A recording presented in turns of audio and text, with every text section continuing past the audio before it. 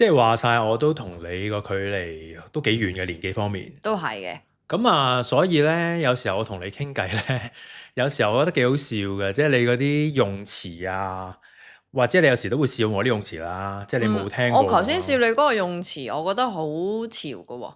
你講 OJ 喎，我都唔會咁講嘢啊。係咩？OJ 咁係啊？OK，即係會 OK 咁咯。我成日都講 OJ 㗎。我冇啊，我冇啊。係嘛？但我貪得意嘅就係我唔知道原來呢個都係潮語嚟嘅。係啊。咁啊，但係我亦都唔肯定呢個已經係咪潮唔潮咁樣。嚇。咁但係咧，我又想講翻，因為咧，我喺網上面咧就見到一個即係報導啊，竟然有網媒 she.com 咧係做過一個10大過氣潮語。咁我覺得呢個啊得意啊，要望下，要望下，即係啱唔啱都好啦，避一避都冇壞啊嘛。係啊，因為有時咧你踩中咗咧。即係人哋唔識俾反應你咧，又唔敢話，其實過氣，即係唔敢俾牽使你就煩啊嘛。係啊。咁我數一數啦，由10大過氣潮語，第10位 O 晒嘴。O 晒嘴，我係都仲會講嘅。係嘛？係啊，但我知道新一代唔會講啦。O 嘴我都少講。哇！真係 O 晒嘴啊！我都有偶爾會啊。即係呢個如果係用你嘅標準嘅話，其實未過晒氣嘅都。唔係，咁我都30幾咯。而家嗰啲真係唔講㗎啦。不過又咁講，我成日覺得呢啲所謂嘅潮語咧，過唔過氣係睇下你邊一代嘅啫。係啊。即係我嗰代，我永遠都係用呢啲字㗎啦。唔係 O 晒嘴係我嗰個年代。係咯，所以你嗰代嘅話係繼續可能會用呢個字㗎嘛。只不過00後 Gen Z、Gen Alpha 就唔用啫。係啊，冇錯。第9位。淆底，淆底我比較少講。其實呢個淆底係我哋年代。淆晒底，淆底。即係我覺得呢啲係古惑仔年代陳浩南嗰啲，你唔係淆底啊嘛？即係咁可能80後喎，如果係咁計。係啊，其實呢個我覺得佢呢10大咧，其實都唔係嚟自同一個 gen 咁樣嘅。第8位，頂人。頂人啊！頂人有啲老土，我都覺得有啲老土。哇，好頂人啊！唔會咁講。係啊，即係我覺得呢個係真心過氣嘅呢個。係啊，呢個過氣。好似真係少人用嚟㗎都。少啊少啊！第7位，我覺得呢個更加過氣喎，十卜。好核突啊！呢個。唔知我一聽咧，我覺得毛管戙。係啊，毛管戙啊，仲會講十卜十卜。唔會啦吧？唔會嗬。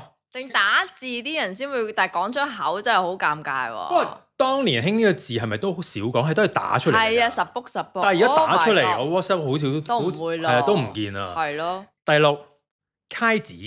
唔會啊！我好憎呢個字嘅。嗰時佢一出嚟，我已經好唔中意呢個字嘅，解釋唔到，唔知點解。即係本身講揩呢個字都有啲揩啊嘛。揩係即係話你哎呀白痴，傻傻地咁嘅意思嘛，係嘛？同埋我覺得即係而家話人哋揩嘅話係用咩咧？cam 咯。cam 係啦。cam 係啊。咁會唔會有朝一日 cam 呢個字？但係揩字比 cam 係可愛啲嘅喎，都係 K 字頭喎。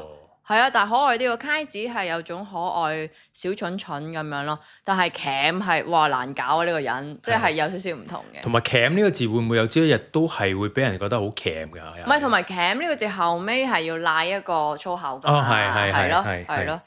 第5位爆泄。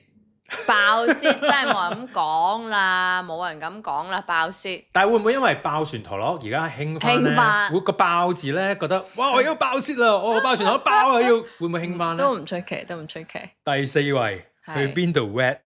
哇個 wet 字係我阿媽嗰個年代啦吧？係咯，其實呢個唔係過氣，反而係 old school 得好緊要。old school 得好緊要。old school 都好過氣喎。係啊，超級過氣。第3，屈機。屈機仲有人用喎。係咩？我少用，但係我有朋友用。好似就屈機，會啊。好似係就咁講屈字，哇！你都好屈喎，唔會講機字嘛？邊個就咁講個屈字啊，大佬！你唔好老作啊！第2位，好囉。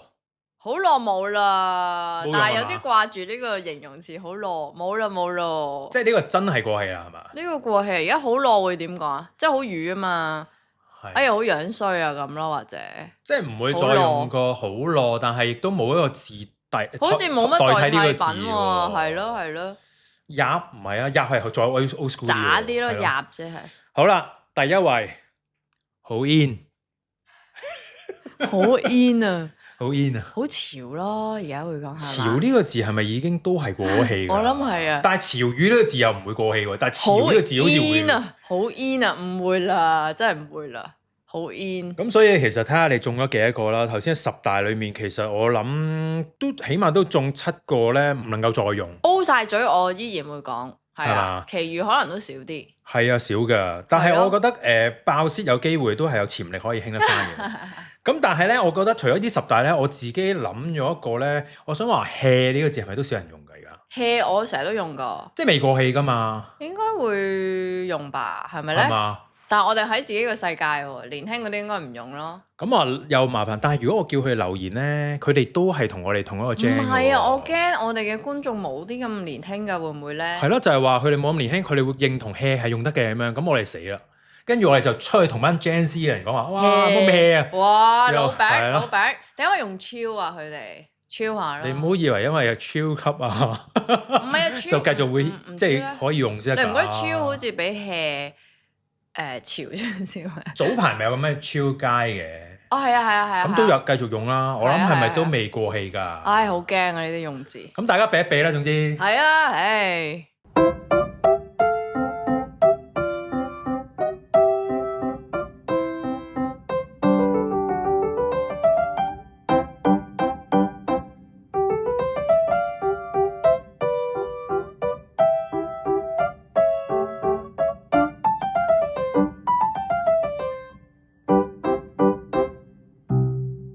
呢個題咧，我係俾佢個 topic 吸引咗㗎。佢個 topic 咧叫做生理性喜歡。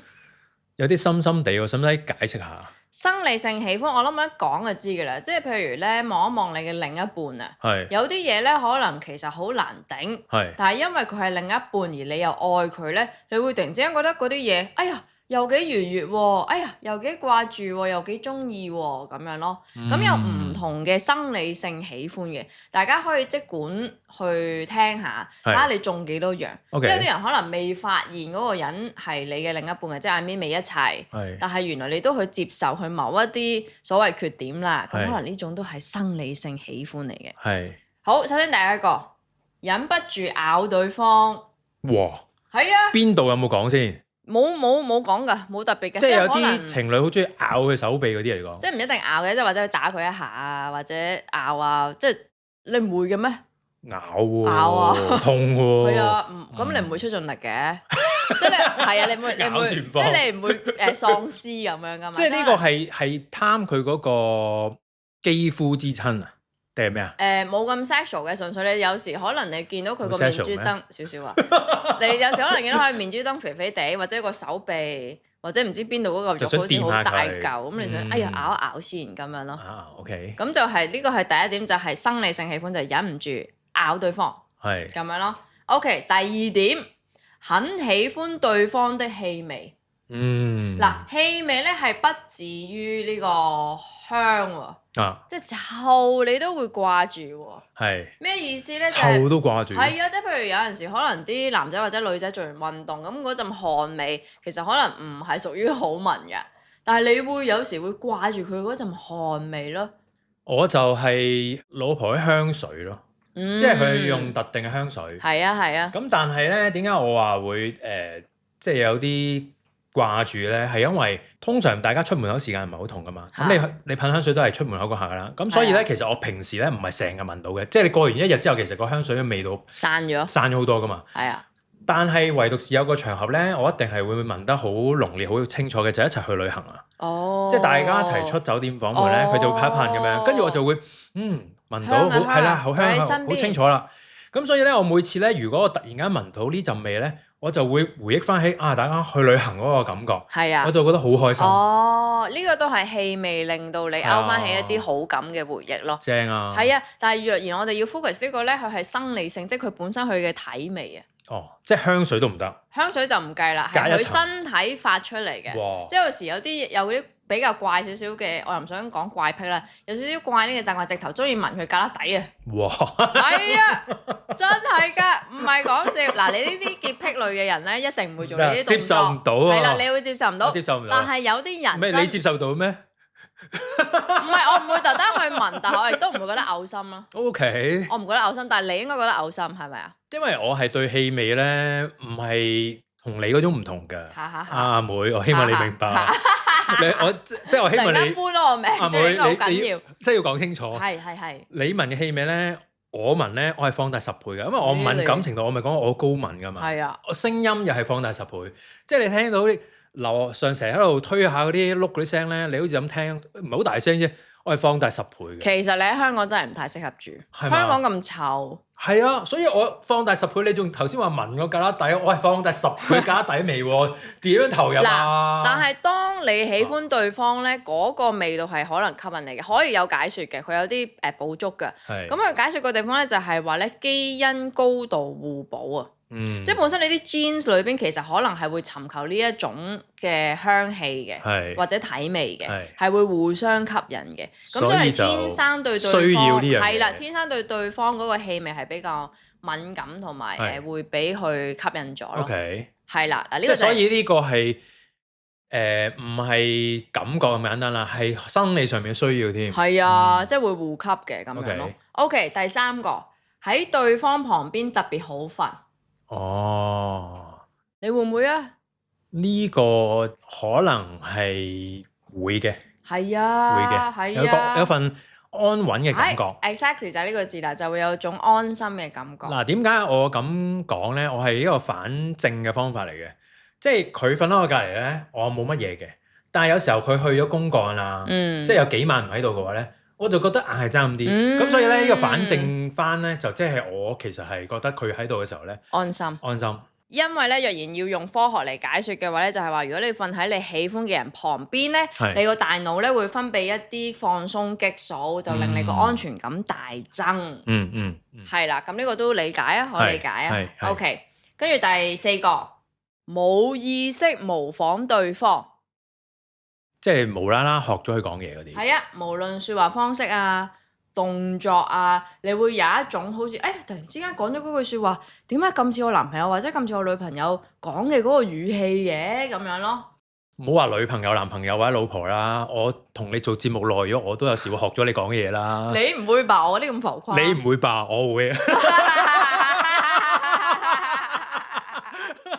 嗱，真我呢個喺我身上體會好多啊！即係我會係咁學我男朋友，因為佢好粗魯㗎，即係邊佢説話動作都粗魯㗎。所以係正常㗎，唔係我覺得唔係學添啊，係似咗佢啊。係啊，耳濡目染㗎，同一個語言啊，我唔係學㗎，即係你係滲下你入咗去㗎，係啊。係啊，即係可能聽我哋 podcast 嗰啲都會嘅，即係學咗我哋講嘢。學咗我哋講嘢。咁都好嘅，OK 嘅，冇壞嘅。有啲網民啊讚我哋啊，成個節目都唔講粗口，因為而家啲網上節目通常都夾雜粗口㗎嘛。我覺得係唔應該講粗口㗎。我都覺得唔係唔應該，係冇需要。即係我哋嗰陣時咧，同埋我哋啲 topic 都唔會講到粗口，係。唔係有啲人係習慣咗，覺得我網上節目你話大氣電波就話唔講得啫。我喺網上節目中意點樣放任咪放任咯。係啊。但係我哋嗰陣時講話，其實係表達到係唔需要用粗口㗎嘛。係啊。除非你好嬲，我無啦啦同你做節目又唔好嬲嘅。多謝呢個網民嘅留言。係啊。好，咁跟住咧，下一個咧就係對對方完全冇潔癖。我諗你應該未必係咪咧？完全冇潔癖。係啊，即係譬如對對方食過或者飲過嘅嘢咧，你可以無條件咁去接受，或者有時咧你本身係愛衞生，但係有啲嘢咧你見到佢邋遢咧，哎呀唔緊要啦 ，OK 啦咁樣咯。真係如果我嚟講咧，你知我都好企理噶嘛要。係啊。係真係對住老婆先至唔介意嘅啫喎。哦，即係食口水尾啊。係啊。幫你執埋啲垃圾啊，係真係老婆先至唔介意，其他嗰啲我係真係唔得嘅。係啊，即係佢食剩啲嘢咧，我幫你食埋係 OK 嘅。冇問題咯。但係其他人sorry，真係幾好味都好啦。係啊。海膽又好，魚生又好，乜都我都唔係好接受到。係啊。呢個係個真係，所以你呢樣嘢好啱。生理性喜歡。生理性喜歡。係啊，冇錯。OK，last 一個，一見到佢會忍唔住笑。咁我呢個又唔會，我會啊，咁開心，哎呀你又好啦，咪你男朋友好啦，係咪啊？係啊，咁你男朋友咪好開心咯，即係佢講任何嘢或者佢講少少嘢，你啊笑有反應，我唔係啊，我慘啊！好苦啊！你講到，我唔敢講咩接落去，都唔笑我唔啊！敢接落去。唔係啊，嗰種咧係咩唔係因為你幽默所以笑喎。係咩啊？即係譬如我有時咧，因為你知我哋工作有時可能都會碰上面噶嘛，係即係阿 Min 我同我男朋友。咁跟住我有時咧無啦啦佢出現咗，可能喺好遠處講緊唔知200米咁樣，跟住我一見到佢，我就會笑咯。即係啊，係喜悅、喜悅咯，開心、開心，係啊。但係淨係笑嘅啫，唔會行埋去。唔係咁，有時你工作你唔行得，唔可以騷擾大家㗎嘛。即係你嗰個笑咧係好似一個哎呀，你出現啦咁樣話俾你聽，唔係佢有時佢未必見到我笑嘅，但係純粹佢出現，咁我個嘴就會即係不其然地笑了咁樣咯。咁呢個有解釋㗎喎。有解釋。佢唯一見到咧，即係科學解釋啊，就會有多巴胺同埋腎上腺上升，即係你見到你喜歡嘅人就會有呢一個嘅 science 嘅反應。我老婆唔會。真啊！我會，因為我有時約佢喺 Sogo 等咁咧，我離遠見到我笑。喂，咁你唔可以代你叫添啊！你唔可以。喂！我叫㗎。我唔信你真係叫啊！唔係，我係會㗎。你真係會叫？我離遠好遠已經叫佢㗎啦，叫佢名咯。係啊。係啊，其他人以為我做乜嘢事啊？因為我個殼咧都幾大聲㗎嘛。係啊。但係我覺得係啊，喜悅咯。係啊。開心咯！哎，見到你啦咁樣即係。咁但係點解你代你老婆答？即係可能佢心中好喜悅，佢唔表現出嚟啫。咁點樣唔表現出嚟啊？我唔知啊你都會笑啦，佢點啊？唔係，不過我唔作準，因為我嗰次見到你太太唔舒服。係佢戴口罩。但係我覺得佢文靜類嚟嘅，係咪咧？係咯，表達方式唔一樣啫。係咯，你講到好似你中意佢，佢唔中意你咁啊！頭先好驚啊！咪咯，點會啫？大家即係好唔同啊！你頭先講嗰樣生理性喜歡會唔會係都要睇下？譬如我哋呢類人係比較發放啲嘅，就容易表達到出嚟咯。即係你諗下，你中意聞人哋家底都好啦。如果你好內斂嘅，可能你都會聞噶嘛。可能偷偷聞啊！瞓着咗之後，係啊，即係哇，好舒服啊！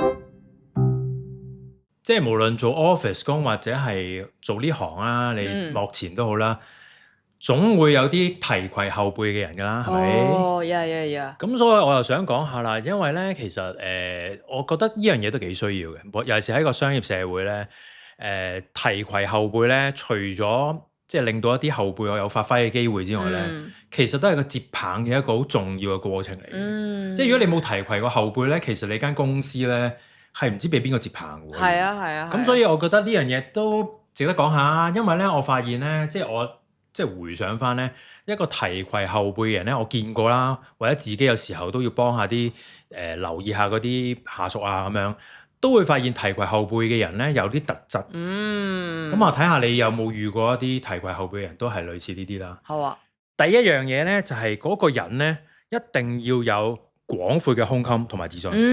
冇錯。咁點解我咁講呢？因為我見過唔少公司或者係唔同部門嘅主管呢，有啲人胸襟咧比較窄啦。咁佢通常會有咩表現呢？就係好驚下屬叻過佢。係冇錯。有時候請咗個人，你梗係會請啲叻人噶嘛。咁你請咗叻人去做幾年呢，其實佢會超越你。係啊。但係嗰啲主管呢，因為佢個胸襟唔夠闊啦，然後佢自信又唔夠啦，佢就好驚下面啲人咧叻過佢，就從而咧有時候咧有機會都唔俾佢嗰個下屬。明白。咁呢個我覺得係就唔係提攜後輩嘅人咯。呢個真係唔容易做到啊，因為始終有競爭噶嘛，即係可能你會驚嗰個後輩入咗嚟學咗啲嘢之後叻過你，超越埋你，咁點算呢？然後你冇定企，係啊，咁你小氣啲都唔得噶喎，真係。係啊，咁所以呢個人個胸襟要闊到咧，就係佢要預知有一日咧，你下面嘅人會叻過你啦，可能做埋你嘅上司啦，你都接受到呢樣嘢，咁係唔容易嘅。要識才啊，愛惜才能，係啊。咁第二樣嘢咧，就係佢要好有眼光。即係個眼光包括就係佢可以睇中邊個後輩係真係有嗰個潛力啦。明白。係。另一樣嘢就係其實佢自己都有個視野喺度，因為咧提攜後輩咧，如果你本身個人個眼光都好窄啊，又或者本身你自己都冇乜視野咧，其實你係冇嗰個能力去提攜後輩嘅。即係簡單啲嚟講，你都唔夠叻，係啊，咁你點提攜一個叻嘅人咧？咁樣咁我都見唔少，因為其實有時候又認真講啦，公司入面10個有7個或者8個都唔係一個提攜後輩嘅材料嚟嘅。點解咁講咧？即係好多人其實有咁嘅能力，嚇但係可能佢都係按本子辦事。係啊係啊，即係做夠我就得㗎啦，你仲要嘢係咯，我仲要我幫手照顧後面嗰班唔會啦，我做掂就走㗎啦。係啊，咁有啲有能力就唔做啦，有啲就係冇能力，咁所以做唔到啦，係咪？喂，我又真係想好奇問一問啊，因為我喺呢一個電視電影嘅圈裏邊啦，咁提攜後輩好緊要嘅，因為其實係機會係被動啊嘛，即係譬如做演員機會好被動，咁你需要前輩有時可能知道嗰度有個 casting 或者知道嗰度有個角色好適合你，跟住佢推薦你過去，咁呢個我好明白喎。咁但係如果喺一個行政嘅架構嘅公司或者工作裏邊，提攜係一件咩事呢？有幾個方面啦，即係正途嘅話，你每一年嘅 appraisal，你可能會寫佢個 review 嘅時候會寫得好清楚，話呢個員工咧好有潛質。可能咧將來係直頭係公司嘅主幹成員。哇！甚至乎咧，其實佢好適合帶人，明啊，做 leader。明。咁你咁寫到咁白嘅話，而如果你喺間公司都有翻咁上下份量嘅話，咁人哋會即係老細會睇㗎嘛。係啊。咁佢一定俾多啲機會佢啦。咁呢個係好直接一個好 official 嘅方法啦。明白。另一個方法嘅話，其實我會覺得係你自己本身有啲機會。即係未必係有時候係 full 公司嘅，即係你自己有啲機會。譬如你有時做啲 project，你會 involve 埋佢，叫佢一齊嚟幫手。即係可能佢係本身唔需要佢嘅，但係佢想點講啊？你想俾個機會佢入嚟學嘢，係咪？係因為其實有時候咧學嘢或者出嚟做嘢咧，唔係咁下下死板板噶嘛。即係有時候，譬如有啲同埋有時有啲好大嘅 project 咧。參與嘅人數一定有限噶嘛，咁本身真係唔關佢事嘅話，但係如果有咁嘅機會，一年可能得1-2次呢咁嘅 project，佢有機會嚟入嚟一齊參與望過，咁下年可能佢有份噶咯。咁但係呢個就係個巧妙之處啦，就係有啲如果心胸狹窄嘅話咧，佢就未必會俾個機會人咯。係啊，又驚你蓋過我。係啊，功高蓋主。係。咁所以咧就呢個方法咧其實唔易㗎，有啲人中意光環自己立晒㗎嘛。咁跟住第3樣嘢咧就係嗰個前輩咧要有高超嘅情緒價值。係，即係咧佢唔可以好情緒化啦。係，即係本身個情緒要好穩定啦，佢自己都。然後咧，譬如下屬咧，佢有啲咩問題咧，佢係可以俾到啲情緒價值佢嘅，俾到啲安慰佢啦，或者俾到啲支持佢啦。俾咗啲意見佢啦，咁令到佢即係喺處理一啲困難啊、挫折嘅上面咧，佢唔會有個情緒 backup。係啦，唔會話即係一沉咗落就翻唔到轉頭咁樣。喂，我呢個咧有啲疑問就係，我有時成日都覺得情緒係要自己處理同消化㗎。係。咁長輩都有責任咩？即係喂，我出糧俾你，請得你翻入嚟工作，你情緒唔好帶入嚟啊！即係咪一件咁嘅事嚟㗎？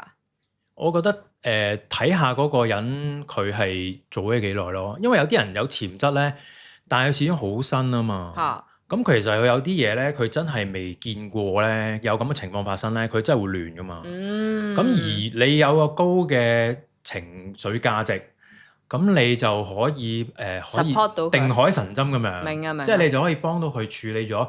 即係等佢慢慢適應咗先咯。都係啊，若然你知道有一個可靠嘅上司，即係有咩事起上嚟，你知道可以尋求佢幫助，你都會安心啲咯。係啊，同埋最重要嘅就係個上司唔會同你一齊亂。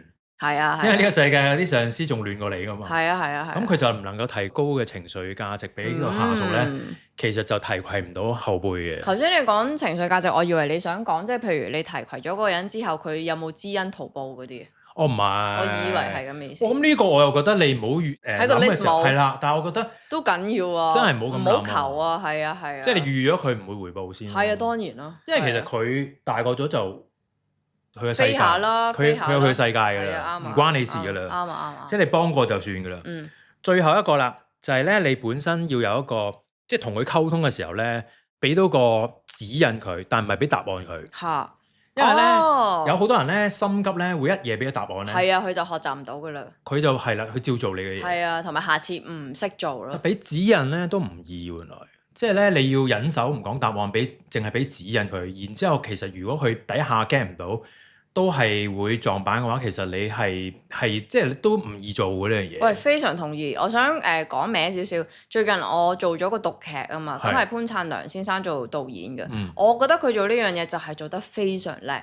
即係其實喺佢腦裏邊咧有一個固定嘅方向與答案嘅可能，但係咧佢即係作為創作人咧，佢更加唔會俾個框嚟嘅。佢會俾建議同埋問問題啦，問你其實係咪咁樣咁樣？定係話係咁樣咁樣？佢會引發你思考，跟住等你自我創作，然之後佢行到一條大家都 on the same page， 即係所有演員都係喺同一條道路行嘅方向咯。咁我就覺得好成功啦。呢個緊要係因為咁嗰個人先可以成長咯。係啊，即係加有答案嘅話，其實佢長大唔到。冇意思啊，係啊。咁所以頭先講嗰幾樣嘢咧，就係即係如果你公司入面咧有咁多個特質都齊集嘅一個提攜後輩嘅人咧，咁你好幸福啦。因為我都覺得真係唔係個個部門啊，或者間公司會有個咁嘅人咯。我見過有好多反而係唔識提攜後輩或者唔肯提攜後輩嘅人就會存在嘅。我嘅觀察就覺得咧，眼光係最難嘅，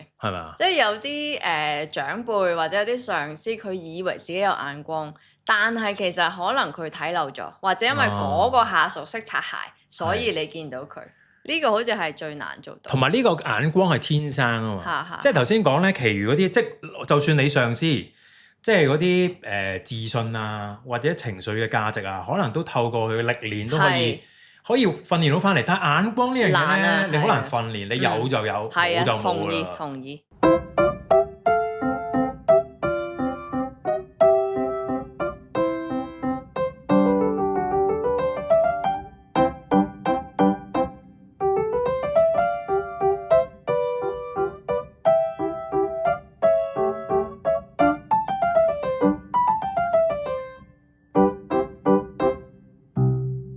頭先咧，我都唔小心輕輕提咗少少，就係我之前做咗個讀劇啊嘛。咁你都有嚟提啦，謝謝你和太太來 support。哇，係好睇啊！多謝。咁我想講嗰樣嘢咧，唔係講呢個讀劇，我係想講呢個讀劇完咗之後咧，咁我哋有所謂慶功啦，但其實係大家食飯。咁嗰晚咧就係我哋做完最後一場之後咧，自己喺嗰個地方度即係食嘢玩咁樣啦。咁我哋嗰晚咧，係真係通咗頂嘅，即係大家離開嘅時候咧，即係因為太多嘢傾啊，好開心，大家玩得好開心。跟住係差唔多唔知6點零鐘，大家都係先至回家咁啊。因為天光嘅，咁有啲年輕人就食埋早餐先回家啦。係啊，係一種咁樣嘅嘢。犀利。咁我就突然間想攞翻通頂呢一個 topic 出嚟講下。對我嚟講太遙遠啦。因為我通過頂啦，當然。係啊。以前做嘢嘅時候成日通頂啦。同埋你話。其實話做劇嗰啲咧好興㗎，因為咧嗰陣時我做啲舞台劇咧，無論排練啦或者係演出之後咧，成班咧就係趁宵夜啊通頂嗰段時間咧，就係講翻嗰日演出嘅一啲蝦碌啊、NG 啊或者係啲咩甩漏啊、觀眾反應啊，就喺嗰度傾翻㗎嘛。所以嗰個係好重要嘅，因為咧你冇得隔幾晚講㗎，要即刻講，㗎，嗰晚講，因為第二日有第二日演出㗎嘛。但係我覺得好嘅回憶喎，因為我發現去到而家過咁多年咧，追唔翻。我揾唔翻，亦都冇咁嘅機會無啦啦同人通頂或者講呢啲咧。我而家又冇演出舞台劇，所以你咁講有啲掛住係嘛？老啦。喂，唔係啊，搞翻啲，唔係我哋一齊搞翻啲集體嘅活動。即係戲劇又好，乜都好啦，咁就一齊通頂。係啊，你就會揾得翻。唔係因為你諗下，我呢個圈真係多嘅，即係有時拍戲你都會通頂啦。係，我而家真係少咯，所以因為我哋都有，因為咧，譬如有時之前拍嗰啲廣告片咧，budget 所限，其實因為 budget 所限，有時候寧願一日搶晒佢通頂，搶晒佢，都唔分2日，因為係唔同價錢嘅。咁係因為咁樣而通頂，但係嗰種通頂咧冇你嗰啲咁開心㗎。即係我哋嗰啲真係 have fun 㗎嘛。係啊，我嗰種真係做嘢做到，同埋係有少捱嘅。你嗰種係真係通咗都唔覺咁樣嘅。開心嘅，係啊，嗱冇咁講，咁我哋快啲搞個劇咯，保持獎人嘅劇咁樣，跟住大家一齊通頂。OK，anyway，跟住我就走去研究下究竟通頂呢件事點解後生咧好似通完一下頂冇事一樣啊？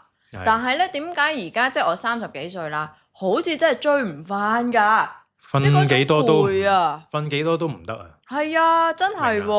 咁我就上網揾啦，咁啊揾到啲資料。又有解釋啊？又有解釋啊！即係點解喎？嗱，首先咧，佢話年過30，褪黑素咧分泌原來會減少。你記唔記得褪黑素？我哋之前有幾集咪有講過失眠，跟住大家會食褪黑素嘅補充品，跟住就會易啲瞓。係啦，原來咧褪黑素分泌會減少啦，咁啊入睡同埋醒嘅週期咧會比較易亂啊。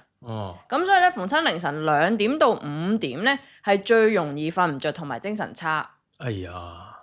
所以若然你2點到5點係睡緊覺咧，就係最完美嘅狀態。咁所以你一通頂咧，哎呀慘啦，你個週期亂咗。係咁樣咯。所以如果你話你呢個30零歲通頂點解咁難搞咧？就係因為呢個原因啦。係啦，咁啊又仲有一個喎，喂，其實有幾個嘅，我都會講晒嘅。咁跟住有一個咧，嗱呢句咧我睇到心傷，因為佢用字啊，聽住啦喎。年輕人咧通一晚頂咧，第二日補眠 OK。係。但係長者，咩望咗啊？我唔會望你㗎。唔係啊，我都覺得被針啊，我覺得佢講緊我。但係長者通宵之後咧，認知會下降。哇！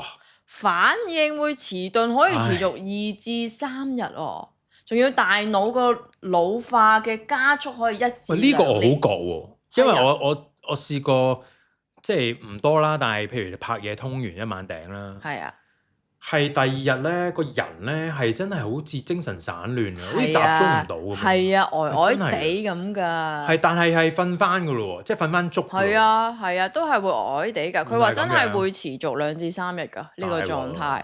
大喎。係啊，跟住 OK 第3個啦，身體代價咧都非常大嘅。因為如果你通完頂之後咧，會比較容易頭痛啦、腰酸骨痛啦、腸胃不適啦、免疫力下降啦。嗱，跟住嗰個咧就比較嚴重啦。長期通頂啊，即係如果做看更啊，或者有啲晚間工作嗰啲，其實真係要注意㗎。因為佢話長期通頂咧係會增加心血管病啦、糖尿病啦，甚至癌症風險喎。原來夜班工作咧係會被列為2A 級致癌可能㗎。大鑊！大鑊啊！非常大鑊啊！死啦！阿光都要注意啊！佢成日都通頂膠片俾我哋。係啊，嗰啲剪片人士都係危機。我呢一行好多人都危機。但係頭先你講話做親嗰啲看更嗰啲都係長者嚟㗎喎，好多都佢真係晚晚通㗎喎。係啊，我以前咧以為即係其實OK，你夜晚要工作，咁你朝早瞓翻9、8個鐘咪得咯，但其實冇呢支歌仔唱啊。後生就得咯。係啦。年紀大咗真係唔得咯。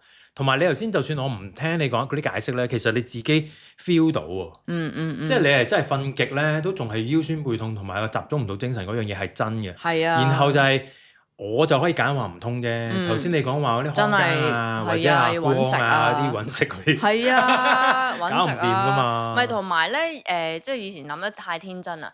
好似佢哋朝早可以瞓覺啦，但其實朝早咧係好難瞓覺。一嚟光啦，二嚟因為譬如你隔離咁樣轉嘢啊，咁佢哋真係朝早先可以轉嘢㗎嘛。其實你就會瞓得唔好，好慘嘅。所以呢啲。哇！咁你而家補翻㗎啦，咪嗰晚。我而家補翻。補翻㗎啦。補翻啦。會唔會補到今日都未補？冇，補咗。OK 嗱，呢一個咧，最後一個啦。佢話咧精神最衰弱嘅時段啦，即係頭先2點到5點啦。佢話凌晨咧係身體最低潮啊。同埋警覺性咧係會跌30至50%，比較容易犯錯啦，同埋出意外。佢呢個咧係針對性地講話，佢話尤其是做創意嘅人，例如寫作啊、剪片啊或者體力勞動嘅人咧都要注意咯，因為你會比較容易出錯。剪片啊，係啊，我哋剪片師叫阿光啊，係啊，比較容易出錯咯。係啊，咁所以通頂如果你有選擇嘅情況底下就唔好咯。咁但如果你要工作就冇辦法啦。